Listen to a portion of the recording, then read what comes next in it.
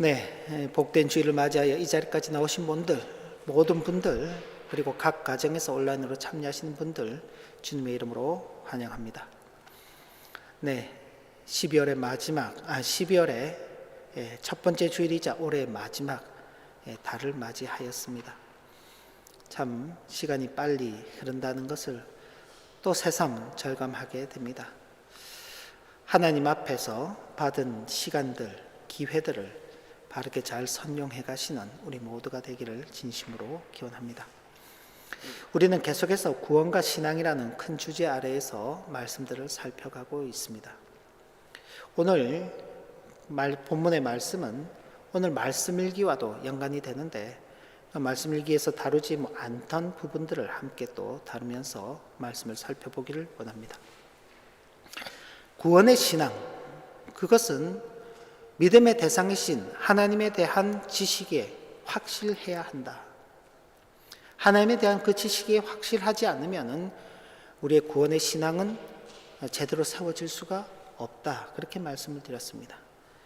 하나님께서 은혜로서 역사하시는 그 역사에 대한 이해도 필요한 것입니다.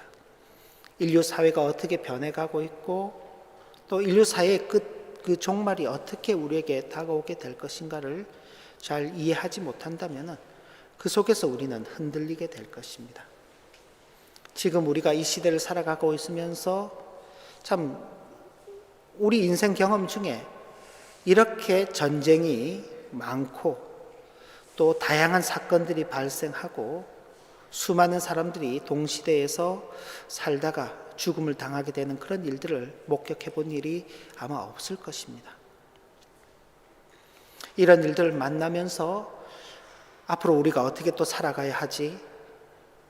우리가 살아가는 그 앞날에 어떤 일들이 발생하게 될 것이지? 그런 부분에 있어서 우리가 바른 이해를 갖지 못하게 되면은 그때마다 흔들리게 되고 심지어 우리의 그 구원의 신앙마저도 흔들리게 되는, 그래서 잘못된 신앙의 길로 빠지게 되는 그런 위험도 있는 것입니다. 그래서 구원의 신앙은 믿음의 대상이신 하나님을 바르게 아는 그 확실성과 하나님께서 은혜로서 역사하시는 그 사실에 대한 내용들을 잘 이해하고 있어야 된다. 그렇게 지난 시간에도 말씀을 드렸습니다. 그리고 무엇보다도 이런 시대 속에서 하나님께서 우리를 왜 구원하셨는지를 물어야 하는 것입니다. 나는 왜 구원을 받아야 하는가를 물어야 하는 것이죠. 그리고 그런 우리에게 구원의 은혜를 베풀어 주신 그 하나님의 은혜에 감사하면서 받은 이 새로운 생명의 기회를 어떻게 살아가야 할 것인가, 그것이 이제 우리가 이 땅 가운데 살아가면서 우리에게 있어서 중요한 것입니다. 오늘은 그런 내용들에서 조금 더 연장해서 말씀을 살펴가기를 원합니다.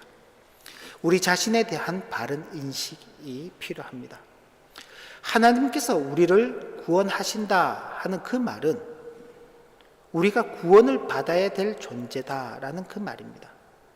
하나님께서 우리를 구원하시지 않는다면 구원의 반대말은 멸망이고 심판입니다.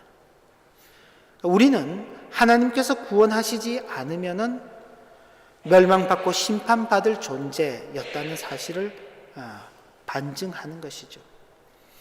하나님께서 우리를 구원해 주시니 감사하다, 할렐루야, 아멘, 그렇게 끝나는 것이 아니라 도대체 우리가 어떤 상태였기 때문에 하나님께서 우리를 구원하셨는가에 대해서 생각을 할 수 있어야 하는 것입니다. 우리는 죄인이죠. 하나님께서는 절대적으로 의로운 분이십니다. 그렇기 때문에 우리가 영원히 멸망받을 그 상태에서 우리의 죄의 값으로 인한 그 책임에 대해서 뭔가 면제를 받기 위해서는 그의 죄값에 대한 대가를 치러야 하는 것입니다. 히브리서 9장 27절 말씀을 보면 한 번 죽는 것은 사람에게 정한 것이요 그 후에는 심판이 있을 것이다 라고 말씀하고 있습니다. 그냥 멸망받고 끝나는 게 아닙니다. 죽고 끝나는 것이 아니라 그 후에 심판이 기다리고 있다. 어떤 심판이 기다리고 있느냐? 로마서에서는 죄의 값은 사망이다 그랬습니다. 사망. 죽음이죠. 근데 이 죽음은 그냥 육체의 죽음을 말하는 것이 아니라 육체와 영혼이 하나님의 영원한 심판 아래 있게 되는 형벌로서의 죽음, 사망을 말하는 것입니다. 이 값을 치러야 되는 것이죠. 근데 우리는 이 값을 치를 능력이 없습니다. 이 값을 치를 자격이 힘이 없습니다. 어떤 수단이나 방법을 가지고 있지 않습니다. 그러니 우리에게 있는 것은 죽음과 사망이란 것밖에 없는 것입니다. 영원한 하나님의 형벌로서의 심판만이 우리를 기다리고 있는 것입니다. 모든 인류가 그 아래서 살아가고 있습니다. 첫사람 아담이 타락한 이후로 모든 죄 아래서 출생하는 인생들이 바로 거기서 출발하는 것입니다. 자기의 죄값을 가지고 언젠가 자신에게 찾아올 그 육체의 죽음을 통해서 하나님의 그 심판의 자리로 나아가게 된다는 것을 깨닫게 되는 것입니다. 만약 모든 사람들이 그런 생각을 가지고 산다면요, 함부로 행동하지 않게 되겠죠. 매사에 조심하게 될 것입니다. 내가 저 사람보다도 조금 더 나은데 저 사람보다도 조금 못한 대우를 받고 있다는 어떤 그런 어떤 상심이라든지 자격지심이라든지 이런 것들 때문에 서로가 서로를 공격하고 괴롭히는 것 아닙니까? 남의 것을 빼앗아서라도 자기의 욕심을 채우고자 하는 그 어리석은 욕망 때문에 이 땅에 수많은 분쟁들이 일어나고 있는 것입니다. 사람들이 왜 평화롭게 살아가지 못할까? 바로 이 죄악된 본성으로 인하여서 그런 것입니다. 그러나 우리가 우리 자신에 대한 이런 인식을 갖게 된다면은, 나는 죄인이다. 내가 하는 모든 행동들은 죄를 더할 뿐이다. 그러니 그런 인식을 가지고 있는 사람들은 어떤 행동을 하더라도 조심해서 하는 것입니다. 대단히 주의를 기울이는 것입니다. 그런 삶을 살아가는 사람들이 누구입니까? 그런 사람들이 성도인 것입니다.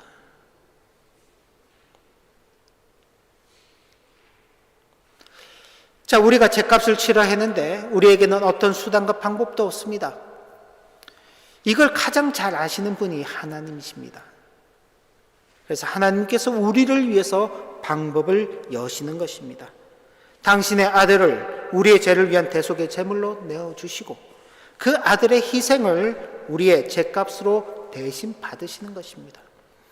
죄값을 우리가 치러야 되는데 우리가 값을 치르는 것이 아닙니다. 여러분 혹시 그런 경험을 해보신 적 있나요? 식당에서 식사를 하고 있는데 식사를 맛있게 잘 하고 나왔어요. 근데 이제 음식값을 계산해야 되잖아요. 근데 음식값을 계산하러 갔는데 주인이 그렇게 말하는 겁니다. 선생님, 음식값은 다른 분이 이미 치르셨습니다. 그러면 황당하기도 하지만 되게 기분이 좋지요. 되게 기분이 좋습니다. 전 그런 경험을 해본 적이 있어요. 그런 경험을 해봤는데 참 아는 어떤 분이 멀리 저 다른 테이블에서 식사를 하시다가 가는 길에 그렇게 계산을 먼저 하고 가셨더라고요. 그런 경험을 해보고 나니 다음번에 또 그런 일들을 또 해보게 되는 것입니다. 내가 값을 치러야 되는데 내가 값을 치르지 않는, 우리가 일상을 살면서 그냥 음식값 정도도 그런데, 그죠? 음식값은 내가 얼마든지 낼 수 있잖아요. 그러나 우리가 치를 수 없는 우리의 죄의 값을 하나님께서 당신의 아들을 통하여서 우리의 죄값을 대신 받으셨다. 그리고는 우리에게는 그 죄에 대해서 용서해 주셨다. 이 얼마나 놀라운 말씀입니까? 우리가 오늘 읽지는 않았지만 요한복음 3장 16절 말씀, 하나님께서 우리를 어떻게 대하시는지를 아주 잘 보여주는 말씀이죠. 하나님이 세상을 이처럼 사랑하사 독생자를 주셨으니 이는 그를 믿는 자마다 멸망하지 않고 당신의 아들을 우리를 위해서 주셨는데 왜 주셨는가? 그 아들을 주시지 않으면 우리는 멸망할 수밖에 없는데 그 아들을 통하여서 우리를 멸망받지 않는 자들로서, 그 멸망이 아닌 것은 무엇인가요? 영생을 얻게 하려 하심이라. 영생을 주시기 위해서. 그러니까 우리는 바로 그런 존재로서 오늘 이 자리에 서 있다는 것을 분명히 확신해야 하는 것입니다. 자신에 대한 바른 인식을 가져야 하는 것입니다. 근데 이게 그냥 자동적으로 되는 것은 아닙니다. 오늘 우리가 읽은 본문의 말씀을 보면 니고데모라고 하는 바리새인이면서 유대의 종교 지도자인 이 니고데모가 밤중에 예수님을 찾아가는 일이 있습니다. 당시에 유대인들은 예수님을 이단으로 정죄하고 예수를 따르는 사람들은 유대교에서 추방하는 그런 일들을 했습니다. 그러니 바리새인 중에서 그것도 지도자이면서 예수를 찾아간다는 것은 그 보통의 마음으로는 하기 어려운 것입니다. 자칫하면은 자신의 지위, 자신의 모든 삶의 여건들이 다 파괴될 수 있는 그런 선택을 한 것입니다. 그러나 그는 예수에 대해서 호의적인 생각을 가지고 있었고 예수께로부터 직접 어떤 교훈을 받으면 훨씬 더 좋겠다 하는 그 마음이 있어서 밤중에 예수님을 찾아갑니다. 그리고는 예수님에게 참 당신이 행하시는 여러 표적들을 제가 보았습니다. 그 표적들은 하나님께로부터 보내심을 받은 자가 아니라면 할 수 없는 일들입니다. 그러니 당신은 하나님께서 보내신 자가 맞습니다. 나는 그런 당신을 믿습니다. 라고 그렇게 고백했던 것입니다.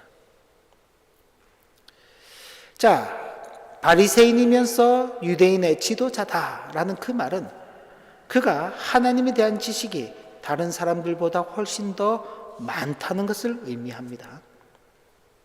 그러니까 신앙생활을 오래 했고 좋은 신앙의 집안에서 태어났고 그 신앙의 교육을 받았고 그 신앙의 삶을 사는 그런 사람이다. 그래서 하나님을 잘 알고 있다. 그렇게 표현으로 되어 있는 그 사람입니다.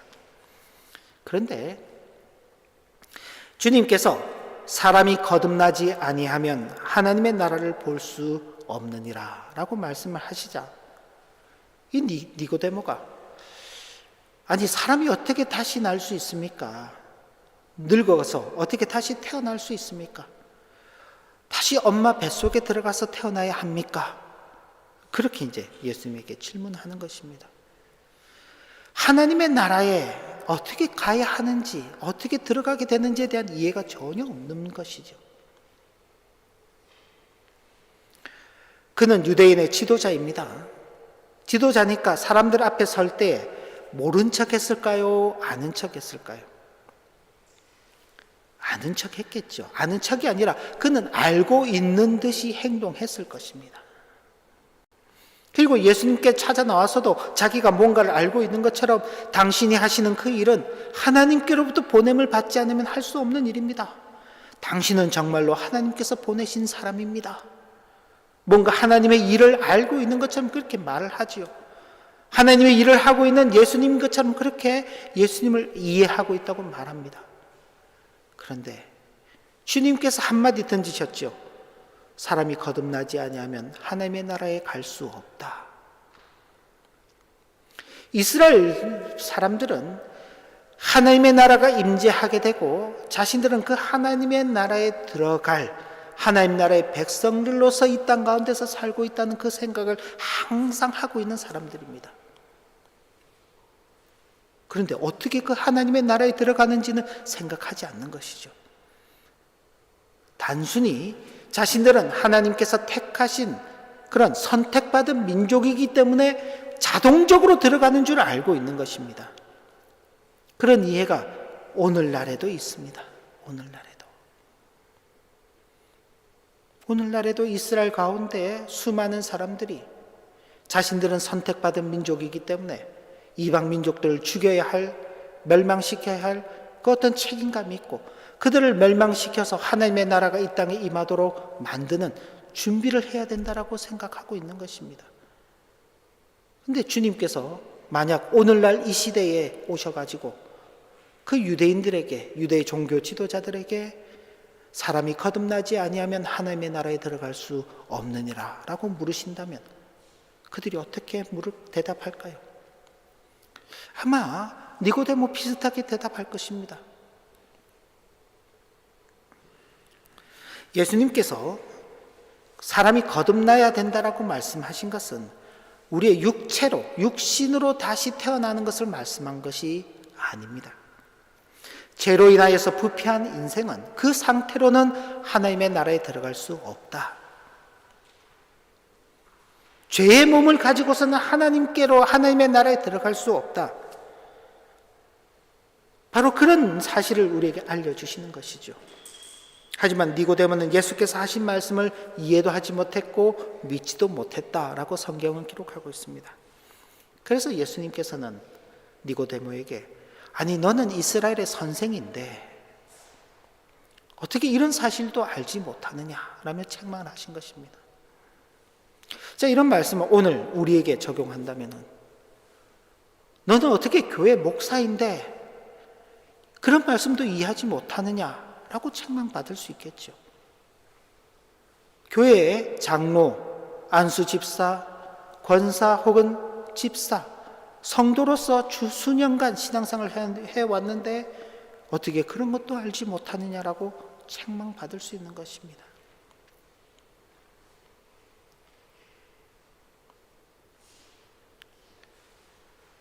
하나님께서 우리를 위해서 정말 하시는 그 일이 무엇인지에 대한 이해가 없는 것이죠.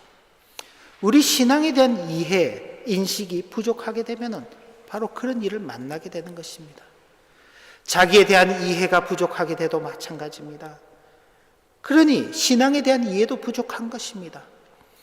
자신이 죄인이라는 그 출발선상에 서 있다는 것을 기억하고 자신의 죄가 예수 그리스도 하나님의 아들을 통해서 대속함을 받았다는 그 인식을 하게 된다면 사람이 거듭나지 아니하면 하나님의 나라에 들어갈 수 없다는 그 말씀에 아멘, 아멘. 제가 바로 그 사람입니다.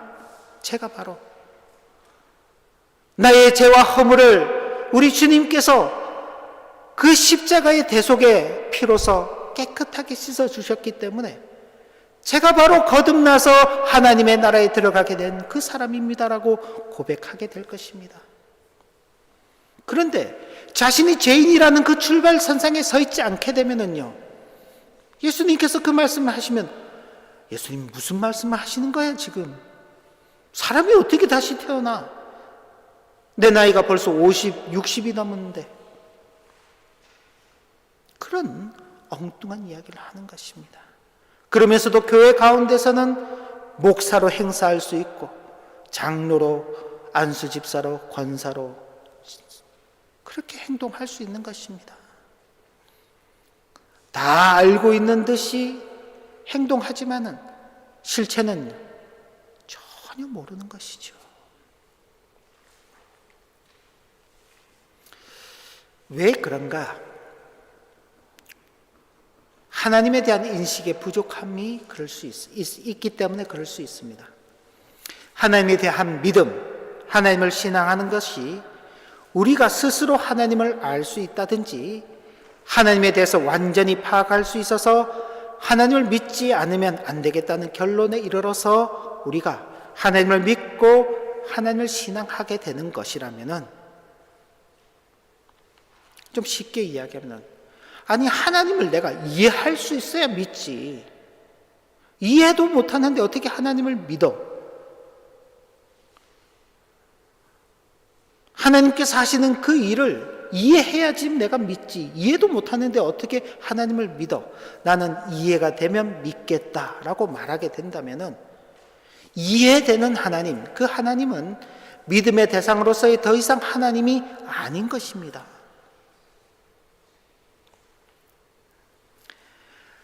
그런 어떤 인간의 신앙은 신앙이 아니라 다만 자신의 판단 능력에 따라서 선택한 것에 불과한 것이죠. 이 땅에 신이라고 이름 붙이는 존재들이 있죠. 그죠? 불교에도 있고 이슬람에도 있고, 그죠? 뭐 곳곳에 신이라는 이름을 붙인 존재들이 있습니다. 그 신에 대해서 다 조사하고 연구하고, 그래서 그 결과 이 신이 제일 낫겠네. 그래서 만약 선택했다면 그 신은요, 사람에 의해서 선택되는 존재잖아요. 나중에는 그렇겠죠. 내 선택이 탁월했다. 신보다도 인간의 선택이 더 탁월한 것입니다. 우리가 하나님을 믿고 신앙하는 것은 우리의 지적인 능력이나 인식 능력을 통해서 하나님을 판단할 수 있기 때문에 믿음에 이를 수 있는 것이 아닙니다. 우리가 하나님을 믿는 것은 하나님을 이해할 수 있기 때문에 믿는 게 아닙니다. 이해할 수 없기 때문에 믿는 것입니다. 근데 이해할 수 없는데 어떻게 믿느냐? 오직 영이신 하나님, 그리고 완전하며 전능하신 하나님께서 우리에게, 인간에게 하나님을 알 수 있도록, 믿음에 이를 수 있도록 자신을 알려주시기 때문에 그런 것입니다. 이걸 두고 하나님의 자기 계시라고 말씀합니다. 하나님께서 인간에게 자신을 알리지 않으면 인간은 하나님을 알 수 없습니다. 그런데 하나님께서 자신을 우리에게 어떻게 알려주시느냐? 바로 성경 말씀을 통해서 우리에게 하나님께서 어떤 분이신지를 알려주시는 것입니다.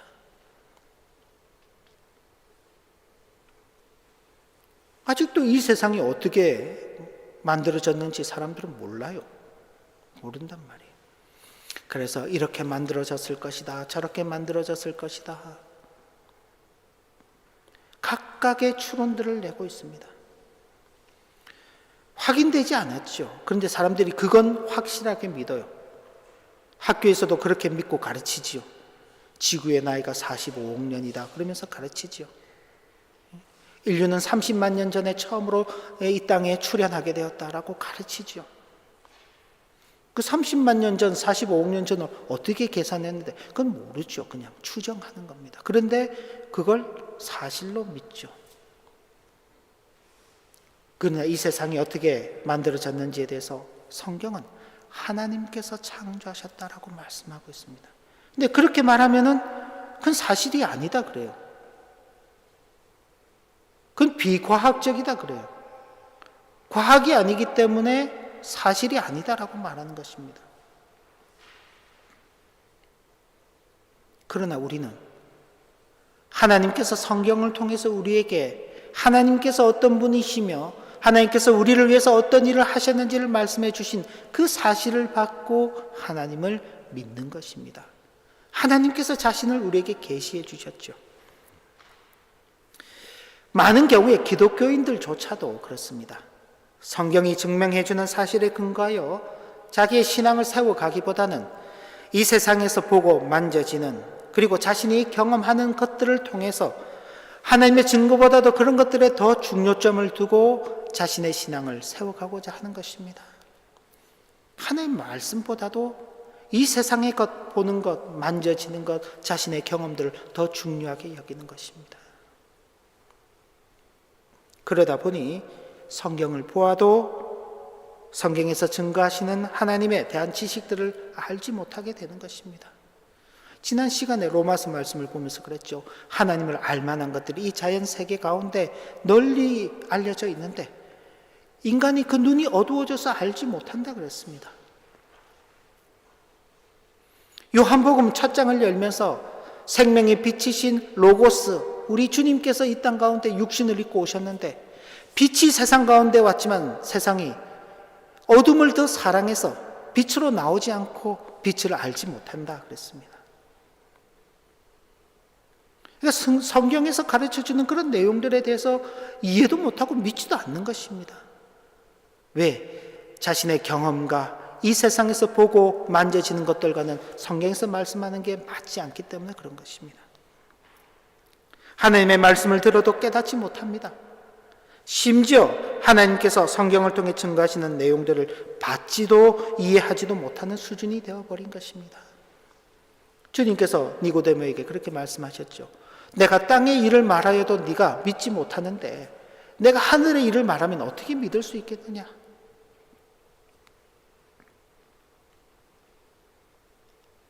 우리는 그런 수준에 머물러서는 안 되는 것이죠. 우리는 그런 수준에 머물러서는 안 되는 것입니다.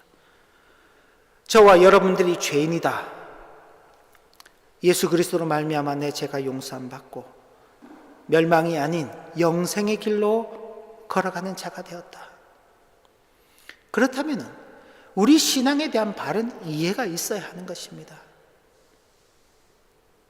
하나님께서 하시는 일이 무엇인지, 하나님께서 우리를 어떻게 구원하시고 구원받은 자들로서 우리는 이 땅 가운데서 어떻게 살아가야 하는 것인지, 바로 그런 하나님께서 하시는 그 일과 하나님 자신에 대한 바른 인식들이 우리 속에서 자리 잡아가야 하는 것입니다. 그런데 이건 무턱대고 믿습니다, 아멘, 그런다고 되는 게 아닌 것입니다. 여러분들께서 오늘 가서 일주일 동안 하나님 믿습니다, 아멘, 믿습니다, 아멘, 믿습니다, 아멘, 아무리 그렇게 한번 해보십시오. 다음 주일 이 자리에 오면 하나님을 아는 지식들이 풍성해져 있는지. 근데 우리는 덮어놓고 그럴 때가 많은 것입니다. 알려고 하지 않는 것이죠. 하나님께서 성경을 통해서 자신을 계시하십니다. 우리에게 알려주십니다. 그러니 우리는요, 성경 말씀을 깊이 살펴가야 하는 것입니다. 그러기 위해서 교회가 있는 것입니다. 우리가 교회로 모일 때마다 하는 일이 무엇입니까? 하나님의 말씀을 살펴가는 것이죠. 그저 인간적인 교제 나누고 서로 간에 좋은 어떤 그런 어떤 모임을 만들기 위해서 교회가 있는 게 아닌 것입니다. 그건 부차적인 것입니다. 물론 교회로 모였으니까 싸우는 것보다, 얼굴을 찡그리고 있는 것보다, 그죠? 서로 화목하고 웃고 기쁜 가운데 있는 것이 좋죠. 그러나 하나님의 말씀이 전제되어 있어야 하는 것입니다. 그러기 위해서 목사가 있는 것입니다. 그러기 위해서.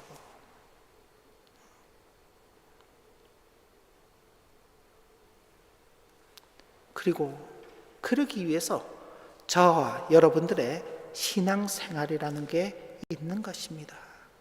신앙생활은 그저 주일날 교회 한번 오는 게 신앙생활이 아닌 것입니다. 그럼 여러분들은 만약 우리가 그렇게 생각한다면 나머지 6일 동안은 멸망받을 자로 살다가 그저 주일날 와서 1시간 예배하면 생명받을 자로 살고 또 나가서는 멸망받을 자로 살고 그냥 멸망과 생명을 왔다 갔다 하면서 그렇게 살면 안 되잖아요. 그렇게 살 수도 없습니다. 하나님께서 주일날은 구원시켜 주셨다가 월요일부터 토요일까지는 또 그냥 버리셨다 그러지 않으시잖아요. 하나님의 그 구원은 한 번이면서도 영원한 구속인 것입니다.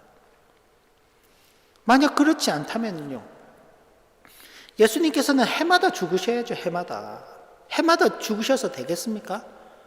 일주일에 한 번씩 돌아가셔야죠. 그렇잖아요. 그런데 예수님께서는 2000년 전에 한 번 십자가의 죽음에 죽으셨습니다. 우리가 저 십자가를 볼 때마다 그걸 기억하잖아요. 우리를 위해서 십자가에 죽으신 그 주님, 그 주님으로 인하여서 오늘의 내가 있다. 어떤 신앙의 인식을 가지고 살 것인가?